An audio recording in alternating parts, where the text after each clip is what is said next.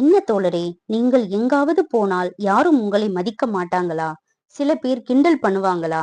அவர்கள் உங்களை எப்படி பார்க்கறாங்க அப்படின்னு கவலைப்பட்டுட்டு இருக்கீங்களா? கவலைப்படாதீங்க. சாணக்கியர் ஒரு சக்தி வாய்ந்த மந்திரம் சொல்றார். இந்த உலகத்துல கிடைக்கிற மிக சிறந்த பழிவாங்குற வழி என்ன தெரியுமா?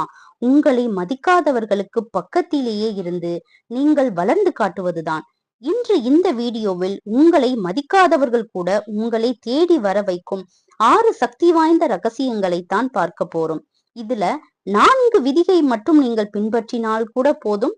நீங்கள் உங்களை வெறுப்பவர்கள் கூட ஒரு நாள் வந்து மன்னிப்பு கேட்பாங்க. அந்த அளவுக்கு ரொம்ப சக்தி வாய்ந்த 6 தந்திரங்கள்.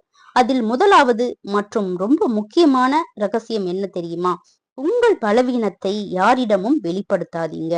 காட்டில் ஒரு பாம்பு விஷம் இல்லாதிருந்தாலும் அது விஷம் இருக்கிற மாதிரியே நடந்து கொள்ளும். ஏன் தெரியுமா? அப்போதான் மற்ற விலங்குகள் அதை தாக்க மாட்டாங்க. அதே மாதிரி தான் உங்க வாழ்க்கையும். உங்களுக்குள் 1000 பயம் இருக்கலாம், பலவீனம் இருக்கலாம். ஆனால் அதை நீங்க வெளியில் காட்டிட்டீங்கன்னா அதேதான் நாளைக்கு உங்களை கீழே இழுக்க பயன்படுத்தப்படும் ஆயுதமாகிடும். எனக்கு இது தெரியாது, எனக்கு இது பயம், இந்த மாதிரி நீங்க சொல்ற ஒவ்வொரு வார்த்தையும் நாளைக்கு உங்களுக்கே எதிராக பயன்படுத்தப்படும். நண்பன் கூட ஒரு நாள் பிரச்சனை வந்தா உங்க பலவீனத்தை வெளியில் சொல்ல தயங்க மாட்டான். அதே மாதிரிதான் நீங்கள் யார்கிட்டையும் எச்சரிக்கையாக இருக்க வேண்டும். உங்கள் பலவீனத்தை சொல்லக்கூடாது.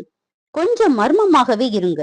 உங்க பலத்தை மட்டும் உலகம் பார்க்கட்டும். உங்கள் பலவீனம் உங்களோட ரகசியமாக இருக்கட்டும். இரண்டாவது விதி, அதிக நேர்மை ஆபத்தானது. காட்டுக்குள் நேராக வளர்ந்த மரத்தை பாருங்கள், அதுதான் முதலில் வெட்டப்படும். வளைந்து வளர்ந்த மரத்தை பார்த்தீர்களா? அது தப்பித்து விடும்.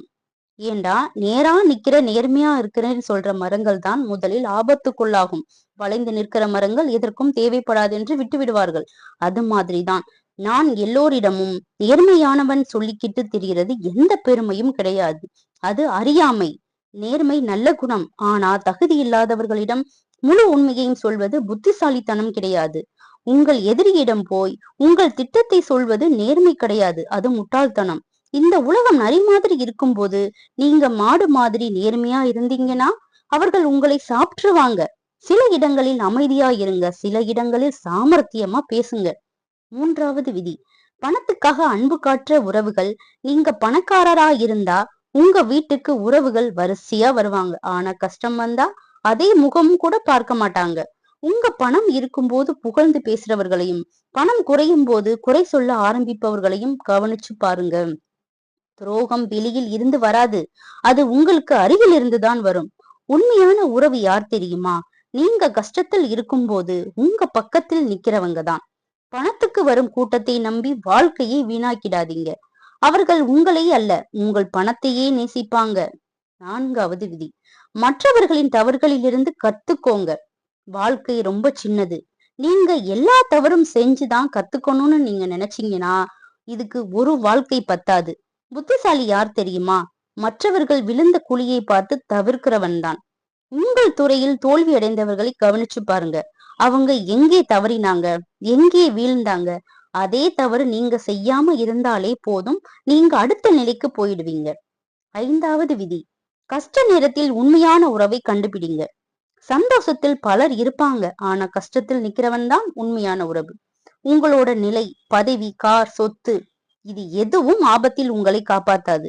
உங்களுக்காக கையை நீட்டுற ஒரே ஒரு மனிதன் இருந்தா அவர்தான் உங்க வாழ்க்கையின் மிக சிறந்த பொக்கிஷம்.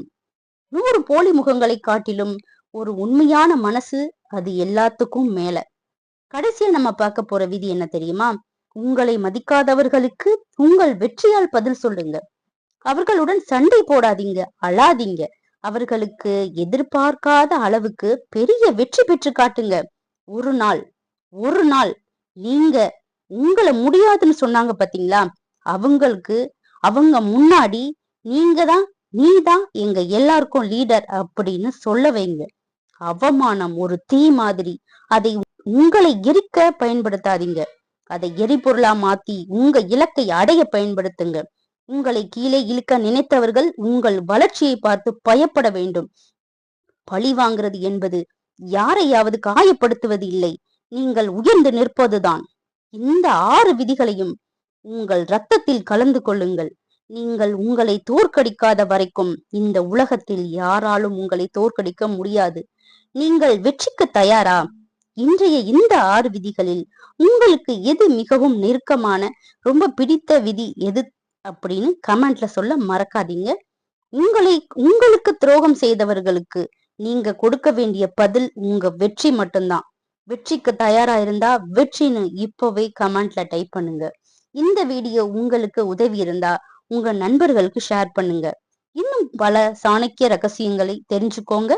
அதுக்கு மறக்காம சப்ஸ்கிரைப் பண்ணி பெல் பட்டனை அழுத்துங்க. நினைவில் வைங்க, நீங்களே உங்களை தோற்கடிக்காத வரைக்கும் யாராலும் உங்களை தோற்கடிக்க முடியாது. அடுத்த வீடியோவில் சந்திப்போம். நன்றி.